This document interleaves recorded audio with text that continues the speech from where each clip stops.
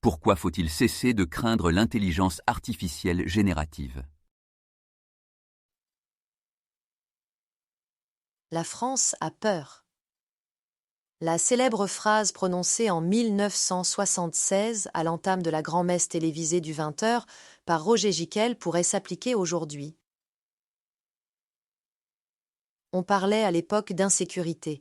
C'est d'intelligence artificielle générative qu'il est question aujourd'hui. Et le moins que l'on puisse dire, c'est que les Françaises ne se sentent pas du tout rassurées. Les études se succèdent, et les mêmes conclusions démontrent leur grande méfiance par rapport à cette révolution en marche, plus grande encore, paraît-il, que celle déclenchée par l'électricité, la vapeur ou Internet. Dans une récente enquête menée par l'entreprise de cybersécurité NordVPN, seul un Français sur 4 affirme avoir une perception positive de l'intelligence artificielle, et 3% seulement en ont une perception très positive. Les Français et leurs éternelles contradictions, car cette grande réserve, voire cette peur, est en total décalage avec la réalité. Elle serait compréhensible si, comme en Italie par exemple, les forces politiques et le gouvernement en particulier s'étaient eux-mêmes montrés réticents en imposant un embargo sur la recherche dans ce domaine. Le technopessimisme français. Ou si la communauté scientifique était montée au créneau pour avertir d'un Armageddon imminent. Mais c'est tout l'inverse.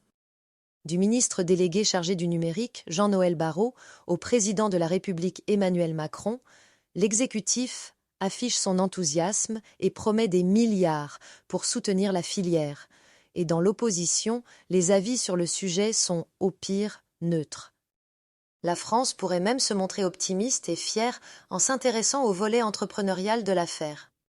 Un peu comme dans l'univers du quantique, plusieurs pépites du secteur ont été récemment fondées par des ingénieurs français, polytechniciens ou centraliens, qui sont parvenus à lever des centaines de millions d'euros pour développer leurs projets. La France récolte ainsi les fruits de son investissement dans la formation de mathématiciens de renommée internationale. Et justement, côté académique, le mouvement en faveur de l'IA générative est encore plus net. Cinémadal, distributeur du documentaire, avait failli couler faute de subventions. Pour avoir montré le film, le Festival international de Busan, le plus grand d'Asie, avait vu ses subventions fondre.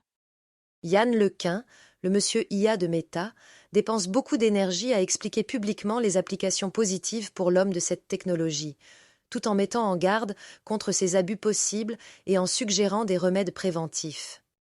Bien sûr, ces derniers mois, les plateaux de télévision se sont vite remplis de pseudo-experts en IA suivant la bonne vieille règle. Ce sont souvent ceux qui en savent le moins qui en parlent le plus. Prenant des positions toutes plus alarmistes les unes que les autres, suivant une autre bonne vieille règle, plus ça fait peur, plus ça fait vendre. C'est peut-être là qu'il faut chercher la raison du techno-pessimisme des Français.